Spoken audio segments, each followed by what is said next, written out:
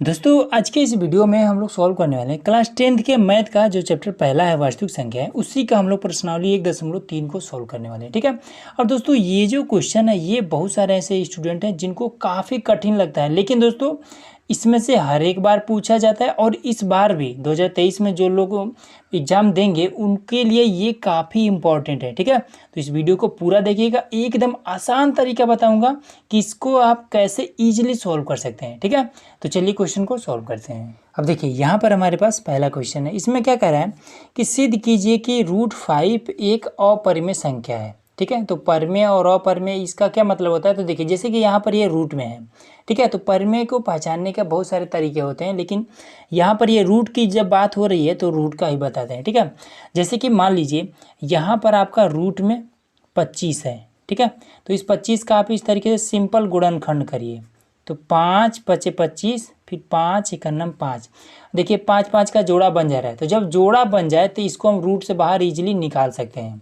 ठीक है। लेकिन जिसका जोड़ा नहीं बन पाता है तो वो क्या होता है, वो रूट से बाहर नहीं निकलेगा, और जब रूट से बाहर नहीं निकलेगा तो वो आपका अपरिमेय होगा। तो 25 क्या है, ये रूट में तो है लेकिन परिमेय है। क्यों? क्योंकि ये बाहर इजीली निकल जा रहा है। क्या आप 5 को निकाल सकते हैं? इसका 5 का कोई है जो जोड़ा बन जाए? तो नहीं बनेगा। ठीक है। तो इसलिए ये एक अपरिमेय है। लेकिन इसमें कह रहा है कि सिद्ध कीजिए कि कैसे अपरिमेय है। तो देखिए इसको हम कैसे सॉल्व करेंगे। तो सबसे पहले हम मानेंगे इस तरीके से माना। तो √5 एक परिमेय संख्या, लिख देंगे कि √5 एक परिमेय संख्या है, इस तरीके से। ठीक है।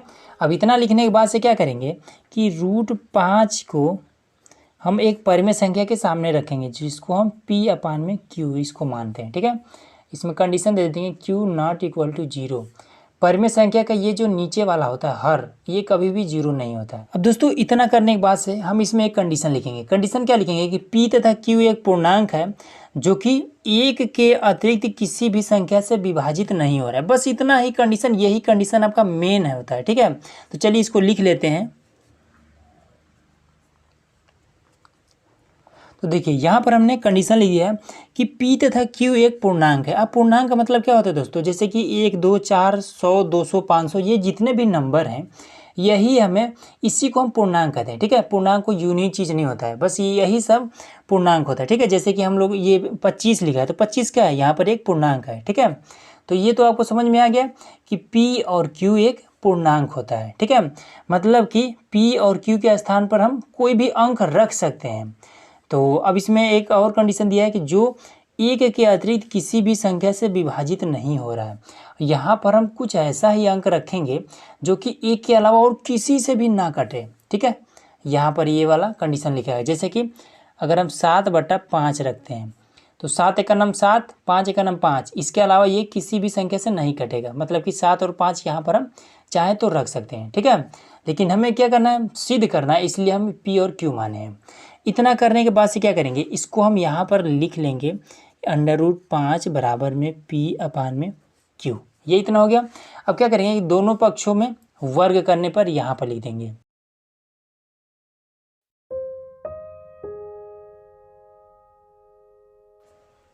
तो इस तरीके से हम लिख देंगे। ठीक है। अब चलिए इसको हम वर्ग कर देते हैं। तो √5 का स्क्वायर कर देंगे बराबर में P/Q का स्क्वायर कर देंगे। तो देखिए इस स्क्वायर से रूट खत्म हो जाएगा, तो 5 बराबर में P का स्क्वायर बटे में Q का स्क्वायर। ठीक है। अब Q को क्या करेंगे, इधर भेज देंगे, तो 5 के साथ में गुणा करने लगेगा, तो ये हो जाएगा 5Q का स्क्वायर बराबर में P का स्क्वायर। इसको हम समीकरण 1 मान लेंगे। ठीक है। अब देखिए दोस्तों यहाँ पर आप इसमें ध्यान देंगे तो यहाँ पर ये जो 5 है, ये वाला जो 5 है, इसको अगर हम इधर लाते हैं तो क्या होगा, 5 के साथ में भाग करने लगेगा, क्योंकि ये गुणा कर रहा है। अब इधर आएगा जब 5 तो इधर P² को विभाजित करने लगेगा, मतलब कि भाग करने लगेगा। तो यही कंडीशन हमें यहाँ पर लिख देना होता है। ठीक है। और कुछ नहीं, लिख देंगे कि 5 P² को विभाजित करता है।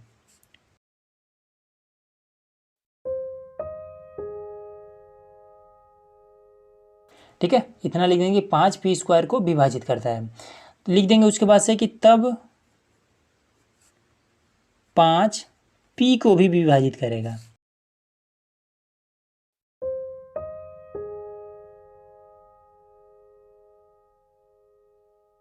ये चीज़ लिख दिए। जैसे कि मान लीजिए यहाँ पर ये क्या है, 5p² को विभाजित कर रहा है। तो अगर मान लीजिए यहाँ पर 5 का स्क्वायर दिया है तो 5 ये इसको विभाजित कर रहा है, ठीक है। 5 का स्क्वायर 25 हो जाएगा। अब इसको काटेंगे तो ये कितना हो जाएगा, 5 5 25 हो जाएगा। वही मान लीजिए अगर केवल 5 हो तो क्या 5 इसको विभाजित नहीं करेगा, बिल्कुल भी कर सकता है। मतलब कि घात लगा हो तो भी विभाजित कर सकता है, घात नहीं लगा हो तो भी विभाजित कर सकता है। तो ये वाला चीज़ आपको समझ में आ गया। अब चलिए, अब इसके बाद से अगला कंडीशन हमारा क्या होता है, लिख देंगे कि अतः, ठीक है, अतः लिख देंगे। उसके बाद से माना, यहाँ पर 5 है तो लिख देंगे कि p बराबर में, यहाँ पर ये सिंगल है p² इसलिए p बराबर में 5m, ये चीज़ मान लेना है। अब लिख देंगे कि दोनों पक्षों में इधर इधर वर्ग करने पर,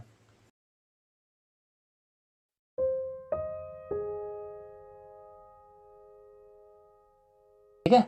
तो ये इतना लिख दिए। अब चलिए इसको आप वर्क कर देते हैं। तो ये हो जाएगा p का स्क्वायर और ये 5m का स्क्वायर, तो ये हो जाएगा p² बराबर में 25m का स्क्वायर, ठीक है। तो अब क्या करेंगे, इसको मान लेते हैं समीकरण 2, ठीक है। अब समीकरण 2 में p के मान को उठा करके समीकरण 1 में यहाँ पर रख देंगे। तो चलिए इसको हम कर देते हैं 5q का स्क्वायर बराबर में p के स्थान पर ये वाला मान, तो 25m का स्क्वायर। अब 5 को हम इधर कर देंगे तो q का स्क्वायर बराबर में 25m का स्क्वायर बटे में 5। अब इससे ये कट जाएगा तो क्या बचेगा, q का स्क्वायर बराबर में 5m का स्क्वायर। ये आपका समीकरण 3 हो जाएगा इस तरीके से, ठीक है। अब दोस्तों इसमें आपको क्या करना है, जैसे यहाँ पर हमने लिखा था p² को विभाजित करता है, तो वही वाला यहाँ पर क्या करेंगे, 5 को अगर इधर कर देंगे तो क्या हो रहा है, 5 गुणा कर रहा है, इधर जाएगा तो q के भाग करेगा, ठीक है, q के साथ में। तो इधर q को विभाजित कर रहा है तो वही काम कर देंगे यहाँ कि 5q² को विभाजित करता है।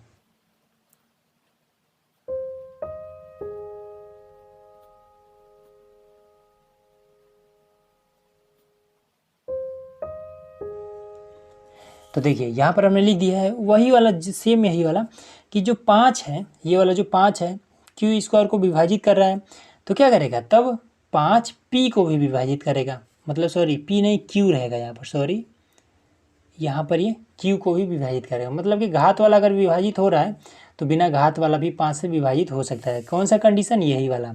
यहाँ पर एक घात लगा है 5 काट रहा है, अगर घात नहीं लगा रहेगा तो भी 5 इसको काट सकता है, ठीक है। ये चीज़ हो गया। अब आपको यहीं पर आपको मेन ध्यान देना है, ठीक है। इसमें हमने शुरुआत में क्या लिखा था कि p तथा q एक पूर्णांक है, ठीक है, जो 1 के अतिरिक्त किसी भी संख्या से विभाजित नहीं हो रहा है, ठीक है। मतलब कि p और q को 1 के अलावा हम किसी भी संख्या से विभाजित नहीं कर सकते हैं। ये हमने शुरू में एक कंडीशन लिख रखा था। लेकिन इसमें हम देख रहे हैं जब आगे हमने क्वेश्चन को सॉल्व किया है तो यहाँ पर क्या मिला है कि 5 जो है ये p और p² को विभाजित कर दे रहा है, ठीक है। ये जो 5 है, ये वाला जो 5 है ये क्या कर रहा है, p² को विभाजित कर रहा है। और यही वाला 5 क्या कर रहा है, q² को विभाजित कर दे रहा है। तो ये क्या हो जा रहा है, ये तो गलत हो जा रहा है ना, क्योंकि हमने शुरू में ही मान रखा था कि pq 1 के अलावा किसी से विभाजित नहीं होगा, लेकिन यहाँ पर 5 से विभाजित हो जा रहा है, ठीक है। तो हम क्या करेंगे, लिख देंगे कि p तथा q 5 से p तथा q को 5 विभाजित कर रहा है, ठीक है। इतना लिख देंगे कि p तथा q को 5 विभाजित कर रहा है। तो लिख देंगे उसके बाद से कि अतः यह एक विरोधाभास है, लिख देंगे कि अतः यह एक विरोधाभास है। फिर लिख देंगे कि तब इससे स्पष्ट है कि √5 एक अपरिमेय संख्या है, ठीक है। तो यहाँ पर लिख दिया कि तब इससे स्पष्ट है कि √5 एक अपरिमेय संख्या है। बस यही हमारा आंसर हो जाएगा, ठीक है। तो इसको हमने इजीली सॉल्व कर दिया। चलिए अगला करते हैं। अब दोस्तों अगला क्वेश्चन है हमारा, यहाँ पर क्वेश्चन नंबर दूसरा है कि सिद्ध कीजिए कि 3 + 2√5 एक अपरिमेय संख्या है, ठीक है।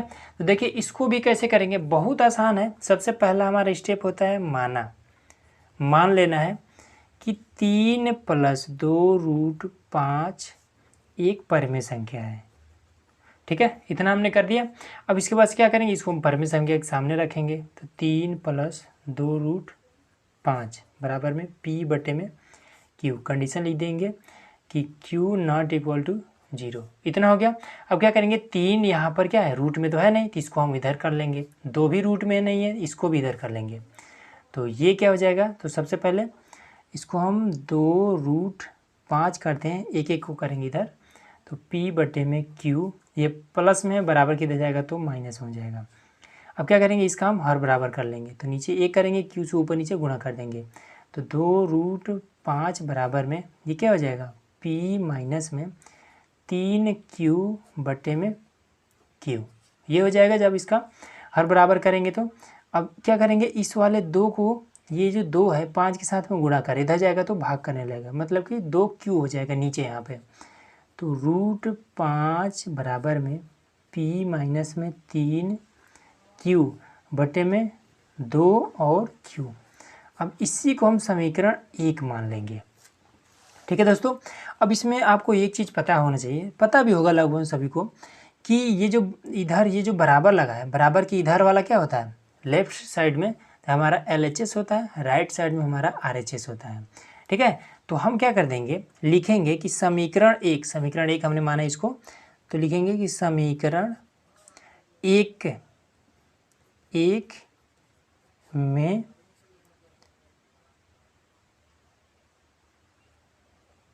लिख देंगे कि समीकरण 1 में ये क्या है, RHS है, RHS है।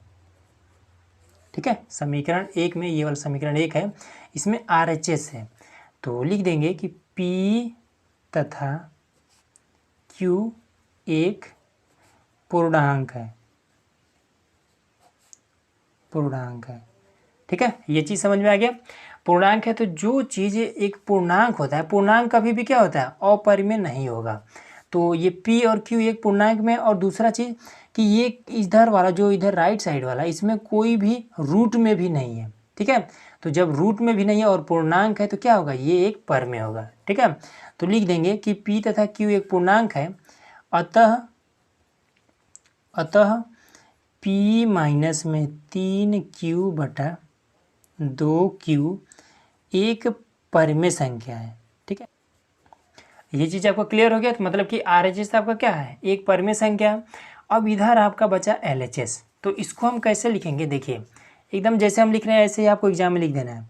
लिखना है कि समीकरण 1 में LHS से, ठीक है, समीकरण 1 में LHS से, ये वाला। तो अब इसमें लिख देना, जैसे हमने क्वेश्चन नंबर 1 को सॉल्व किया था, सेम वही काम यहाँ पे अब हमें स्टार्ट कर देना है। लिखना है, माना √5 एक परिमेय संख्या है। ठीक है, इसको हम शॉर्टकट में भी कर सकते थे कि ये वाला एक अपरिमेय है, ये वाला परिमेय है, तो परिमेय और अपरिमेय आपस में बराबर नहीं हो सकता है। ठीक है, ये चीज़ भी डायरेक्ट हम लिख सकते हैं, लेकिन आपको विस्तार रूप से बता दे रहे हैं ताकि आपको एग्जाम में आ जाए तो आप इसको ईजिली कर पाएँ। ठीक है, तो अभी इसको लिख देंगे √5 बराबर में P/में Q, तो Q नॉट इक्वल टू 0। ठीक है, जैसे हमने क्वेश्चन नंबर 1 को किया, सेम वैसे ही इसको हमें करते रहना है। अब इसके बाद से कंडीशन लिख देंगे कि P तथा Q एक के अतिरिक्त किसी से विभाजित नहीं हो रहा है। ठीक है, तो यहाँ पर हमने लिख दिया कि P तथा Q एक के अतिरिक्त किसी से विभाजित नहीं हो रहा है। अब इसके बाद क्या करेंगे, इसको हम यहाँ पर नोट कर लेंगे, √5 बराबर में P/में Q। अब लिख देंगे कि दोनों पक्षों में वर्ग करने पर। ठीक है, इतना हो गया।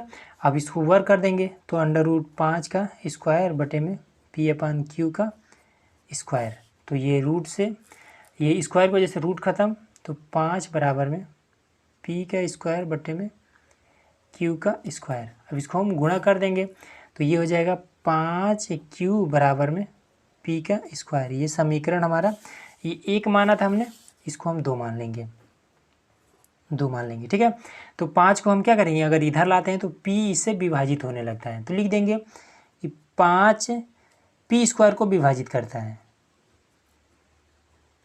ठीक है, फिर लिख देंगे कि तब 5P को भी विभाजित करेगा। ठीक है। ये चीज़ अगर आपको ना समझ में आया तो क्वेश्चन नंबर 1 को देखिएगा, सब समझ में आ जाएगा। ठीक है। अब इसके बाद से क्या करेंगे, अगला स्टेप है, लिखेंगे अतः माना कि P बराबर में 5 है यहाँ पर, तो 5m। ठीक है। अब लिख देंगे कि दोनों पक्षों में, इसमें और इसमें वर्ग करने पर। ठीक है, इतना हो गया। आप इसको वर्क कर देते हैं तो p² बराबर में 5m का स्क्वायर, तो p² बराबर में 25m का स्क्वायर। अब क्या करेंगे, इसको हम मान लेते हैं समीकरण 3। ठीक है। अब समीकरण 3 को उठा करके हम यहाँ पर p बराबर यही तो है, तो इसको हम p के स्थान पर मान रख देंगे। तो यहीं पर देख लीजिए, तो ये हमारा हो जाएगा 5q का स्क्वायर बराबर में p के स्थान पर 25m का स्क्वायर। अब इस 5 को हम इधर कर देंगे, तो q का स्क्वायर बराबर में 25m का स्क्वायर बट्टे में 5, इससे हम काट देंगे। तो क्या हो जाएगा, q का स्क्वायर बराबर में 5m का स्क्वायर, ये चीज़। अब यहाँ पर आप देखिए, यहाँ पर क्या हो रहा है, 5 को अगर हम इधर लाते हैं तो q स्क्वायर को ये विभाजित करेगा। ठीक है। 5 गुणा कर रहा है, इधर लाएंगे तो भाग ही तो करेगा, मतलब विभाजित करेगा। तो लिख देंगे कि 5 q स्क्वायर को विभाजित करता है, तब q को भी विभाजित करेगा। आगे देखिए, तो देखिए यहाँ पर हम लिख देंगे, क्या लिखेंगे कि 5 q स्क्वायर को विभाजित करता है। ठीक है। तो यहाँ पर जैसे हमने लिखा था वैसे ही लिख देंगे कि 5 q स्क्वायर को विभाजित करता है, तब q को भी विभाजित करेगा। ये इतना हो गया। अब इसके बाद से क्या करना है, हमें बस इसमें ये चीज़ देख लेना है कि यहाँ पर हमने माना था कि p तथा q को एक के अतिरिक्त कोई भी विभाजित नहीं कर रहा है, लेकिन आगे हमने जब इसको किया है क्वेश्चन को, तो क्या देखे हैं कि 5 जो है ये p और q दोनों को विभाजित कर रहा है। ठीक है। तो ये क्या हो रहा है, ये हमारा गलत हो जा रहा है। ठीक है। तो ये विरोधाभास प्रकट कर रहा है, तो वही चीज़ लिख देंगे कि p तथा q 5 से विभाजित हो रहा है। ठीक है। तो यहाँ पर हमने लिख दिया है कि p तथा q को 5 विभाजित कर रहा है, तो अतः लिख देंगे कि अतः यह विरोधाभास प्रकट कर रहा है। ठीक है। इतना लिख देंगे कि अतः यह विरोधाभास प्रकट कर रहा है। फिर लिख देंगे कि अतः इसे स्पष्ट है।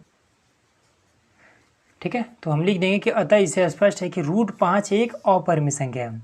अब दोस्तों बस यहीं पर हमारा आंसर आ जाएगा। देखिए क्या हो रहा है यहाँ पर अगर हम देखें समीकरण नंबर 1 जो हमने माना था यहाँ पर ये, तो ये वाला हमने क्या सिद्ध किया, तो ये हमारा एक अपरिमेय है, लेकिन ये क्या है, ये एक परिमेय है। तो LHS हमारा अपरिमेय है और RHS हमारा क्या है, परिमेय है। तो कभी भी अपरिमेय परिमेय के बराबर नहीं हो सकता है। ठीक है। तो हम इस तरीके से लिख देंगे कि LHS not equal to RHS। ठीक है। तो हम लिख देंगे कि अतः इससे स्पष्ट है कि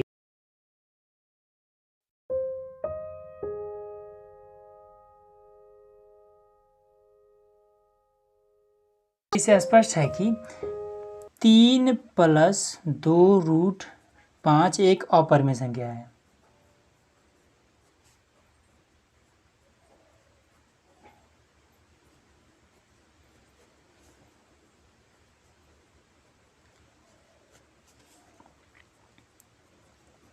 ठीक है। तो बस यही आपका आंसर आ गया।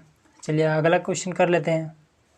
अब दोस्तों यहाँ पर है हमारे पास क्वेश्चन नंबर 3। ठीक है। तो देखिए क्वेश्चन नंबर 3 जो है ये एकदम आसान है, जैसे हमने क्वेश्चन नंबर 1 किया है, 2 किया, सेम उसी प्रकार से इसको भी हम करेंगे। ठीक है। तो देखिए ये वाला तो क्वेश्चन नंबर 2 की तरफ हो जाएगा, ये वाला आपका क्वेश्चन नंबर 1 की तरफ हो जाएगा। ठीक है।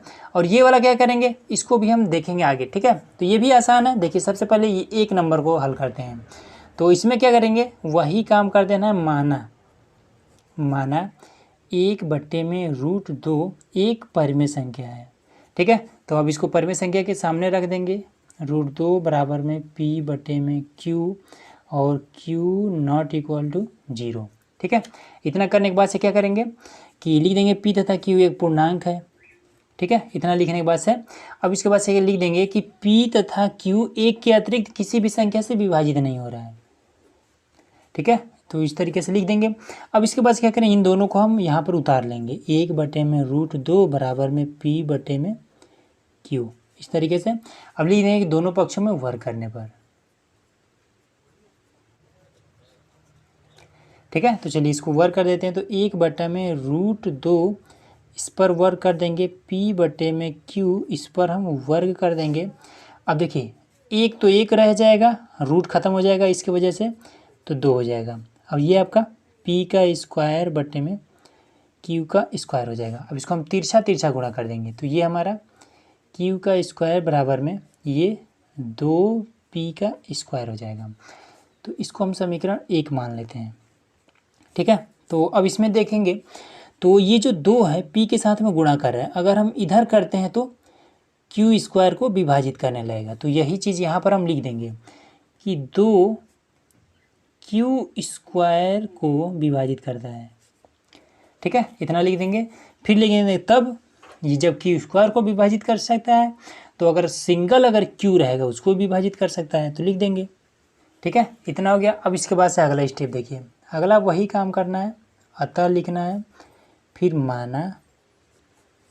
अब यहाँ पर क्या है, तो यहाँ पर q है, तो q बराबर में 2 है, तो 2m मान लेना है, ठीक है। अब लिख देंगे कि दोनों पक्षों में वर्ग करने पर, तो यहाँ पर लिख दे रहे हैं।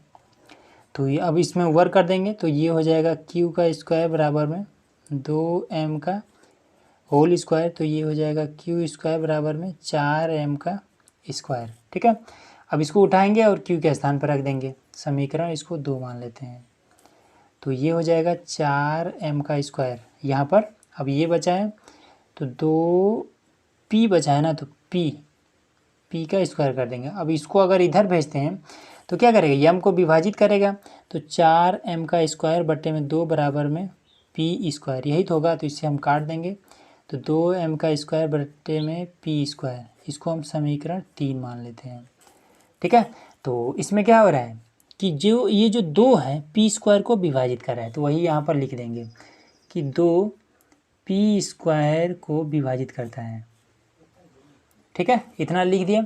अब बस यहीं से आपका आंसर आ गया है। यहाँ पर फिर से एक बार हम बता दे रहे हैं, तो यहाँ पर हमने कंडीशन लिखा था कि p और q को एक के अलावा कोई भी विभाजित नहीं करा है, लेकिन हमने जब इसको हल किया है तो हमने क्या देखा है कि ये जो 2 है ये q को विभाजित कर रहा है और यही 2 p को भी विभाजित कर रहा है, ठीक है। तो ये क्या हो रहा है, ये विरोधाभास उत्पन्न कर रहा है, तो यहाँ पर लिख देंगे कि p तथा q 2 से विभाजित हो रहा है, ठीक है। तो यहाँ पर लिख दिए कि p तथा q 2 से विभाजित हो रहा है। ये चीज़ आपका क्लियर हो गया। अतः लिख देंगे अतः यह विरोधाभास उत्पन्न कर रहा है, ठीक है। तो यहाँ पर हमने लिख दिया कि अतः यह विरोधाभास उत्पन्न कर रहा है। फिर लिख देंगे कि अतः इससे स्पष्ट है कि 1/√2 एक अपरिमेय संख्या है,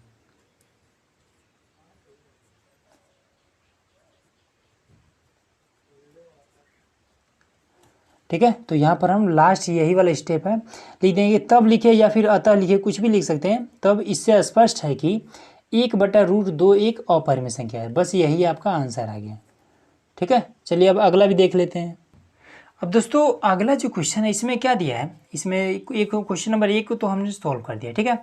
अब सेकेंड वाले में आपका क्या दिया है कि 7√5, यही तो दिया है। तो देखिए इसमें भी हमें कुछ नहीं करना है, बस इसमें आपको मानना पड़ेगा कि ये एक परिमेय संख्या है, उसके बाद से इसको हम इस तरीके से रखेंगे, ठीक है। इसको आप स्वयं करिएगा, 7√5 करेंगे, इसको हम p/q के सामने रखेंगे। अब ये क्या हो रहा है, ये यहाँ पर 5 के साथ में गुणा करें, इधर करेंगे तो भाग करेगा, तो ये आपका √5 हो जाएगा और p बटे में ये वाला आपका क्या हो जाएगा 7q हो जाएगा। इसको हम समीकरण 1 मान लेंगे। तो इधर वाला ये तो आपका रूट में है नहीं, तो ये वाला हमारा RHS हमारा परिमेय हो जाएगा। LHS को हम क्या करेंगे, जैसे हमने क्वेश्चन नंबर 1 को सॉल्व किया है सेम वही काम यहाँ पर हमें कर देना है, ठीक है। या फिर आप क्वेश्चन नंबर 2 को जैसे हमने सॉल्व किया था सेम उस तरीके से कर देंगे, ठीक है। क्वेश्चन नंबर 2 को जब देखेंगे तो ये वाला कैसे करना है ये आप इजीली समझ जाएंगे, ठीक है। और थर्ड नंबर में आपका जो क्वेश्चन है ये तो same to same question number 2 की तरह लगेगा, ठीक है। 6 प्लस में √2, यही तो क्वेश्चन है। तो क्वेश्चन नंबर 2 आपने अगर इस सॉल्व कर लिया है, देख लिया है अच्छी तरीके से, तो इसको भी आप इजीली हल कर सकते हैं, ठीक है। तो इन दोनों को आप स्वयं करिएगा, या फिर आप अगर नहीं हो रहा है तो कमेंट बॉक्स में कमेंट करिएगा, मैं इसका भी वीडियो आप लोग के लिए अपलोड कर दूँगा। तो बस दोस्तों आज की वीडियो में इतना ही। तो वीडियो आप लोग कैसा लगा कमेंट बॉक्स में जरूर बताइएगा। चैनल पर नए हैं तो सब्सक्राइब जरूर करिएगा।